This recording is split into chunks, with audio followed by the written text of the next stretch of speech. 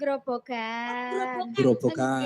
Asli berarti. Asli Asli pun niki. Grobogan. Ori tayo begini Mbak Ika. Ori tayo pesinggan sinten mawon ingkang misuwur mijil saking Grobogan. Nggih. Lagi ya kanggo percontohan tolak ukur cah nom-nom saiki gelem sinau sinden ya Mas. Iya bener kuwi. Nah, alhamdulillah tak dongakno besok dadi seniman sing misuwur sing hebat ya nak ya. Amin. Amin. Sebabune dadi apa wae kuncine mung siji no. Napa niki? Janji gelem dadi wong apik insyaallah iso ditampa masyarakat. Nggih. Kowe nyoto mbuh dadi pegawai, mbuh dadi pimpinan, mbuh dadi pengusaha nek tumindakmu ora apik, masyarakat ora iso nampa. Ning senadyan to mung seniman nek tumindakmu apik insyaallah ditampa masyarakat dadi sandang pangan. Amin. Amin. Nggih, Mas Jaja anggone le ninggal weling karo awakmu yo nek. Muga dadi lan dalanmu. Sukses sesuk. Lambemu lunyu menit ninggal weling to, Nduk. Biasane wong sik nuturi ngono ki sok ninggal weling ngono ya Mbak Ika. Lho ora ngene lho Mas. Piye? Kan paling ora ular-ular karo adine. Heeh. Apa to sing bakal mbok tinggalke? Ya welingmu mbok tinggalke karo adimu. Lah parek mok gowo neh, mbok tinggal to. Heeh. Ya wis manut kowe aku Kang. Manut kowe. Mosok bar mok wene mok gowo, lah mbok tinggal. Ya sok-sok tak gowo ra kira rong dino, engko tak balik rong meneh. Nak nembang ya nak ya. Heeh. Nembang. Niki dawuhipun apa Mas Dalang? Anu sing Purwodadi banget ati kesiksa ngono ya Mbak. Wah cocok. Atik sekso. Tragedi milih lunga. Weh Edian kok ya paham kuwi barang iki. Paham padake. Kene Nika, iki yoga napa? ses kok ya padake. Fans Giantini loh. Weh. Kene iki Giantini lovers kok padake. Edian.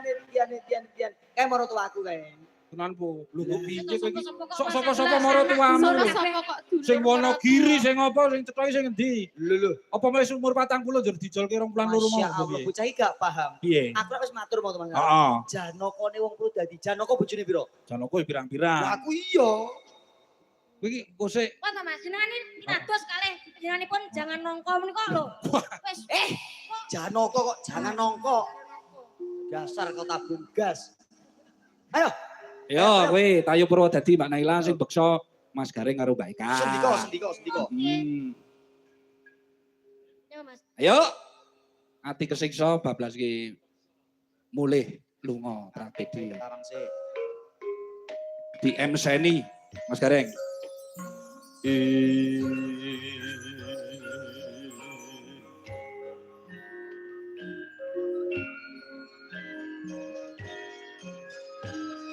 Kelar langen bekso cakrak Purwodadi. Sinarian marang guru piliji kawan tarkundang saindring nguswantara pun bendo ayu naila. Jan kaya pardi kucing. Aku rek ngene lho kaya senenganku iki dolan. Parantri mangke warang gono piniji jangkep wonten wilangan 8. Wondiring bekso mangke wilangan 16. Undi loro itu kok. Anggepone akeh lho. Enak maneh. Etok. Wondiri kepareng kunjuk para tamu kadang Sutrisno Budaya. Ing sampun kepareng nampa tandha yekti beksa. Tegese nampa krepyek. Nek kala didumi krepyek stok-stok. Sing heeh sing arep munggah krepyek sik. Kertu ngono kae. Ya. Pranus Piyamali ing sampun kepareng nampi tandha beksa. Katran minggah ing pepanggihan. Jangkep paraga piniji 18 irama dadi ca. Ori Purwodadi. Yo palastro.